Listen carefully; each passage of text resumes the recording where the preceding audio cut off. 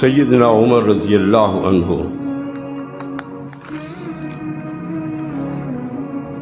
فرماتے ہیں کہ میں نبی پاک صلی اللہ علیہ وسلم کے پاس حاضر ہوا. آپ بالا خانے میں ایک کمرے میں تھے اور میں جب کمرے میں پہنچا تو دیکھا کہ اللہ کے رسول ایک چٹائی کے اوپر لیٹے ہوئے. آج تو ہمارے پاس 5-5 6-6 انچ کے فوم پڑے ہوئے ہیں نا بیڈوں کے اوپر،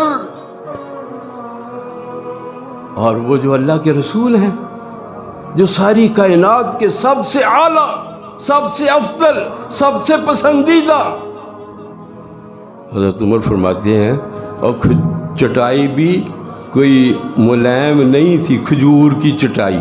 اب آپ کھجور کی چٹائی دیکھیں، قبروں میں ڈالتے ہیں نا مردے کے نیچے، کھجور کی چٹائی. اللہ کتنی سخت ہوتی ہے وہ، اس کے اوپر لیٹے ہوئے ہیں. بس ایک تہبند باندھا ہوا ہے اور اوپر سے ایک چادر لی ہوئی ہے بس. حضرت عمر فرماتے ہیں میں نے گھر میں اس کمرے کے، گھر کیا تھا ان کا، ایک کمرہ، اس کمرے میں میں نے نظر ڈالی. ایک طرف ایک چمڑا پرانا سا لٹکا ہوا تھا، ایک طرف کوئی تھوڑے سے جو پڑے ہوئے تھے، کوئی ایک سا جو ہوں گے کھانے کے لیے، یہ معمولی چیزیں. وہ چادر اوپر لی، میں نے دیکھا اللہ کے رسول کی کمر مبارک پر چٹائی کے نشان پڑے ہوئے، چٹائی کے نشان پڑے. حضرت عمر کی آنکھوں میں آنسو آ گئے اور اللہ کے رسول انہیں مخاطب ہو کر فرماتے ہیں یا ابن خطاب ما یبکی کا، کس چیز نے تجھے رلا دیا ہے، کیوں رو رہا ہے؟ حضرت عمر عرض کرتے ہیں اللہ کے رسول میں کیوں نہ روؤں، میری آنکھیں کیوں نہ آنسو بہائیں؟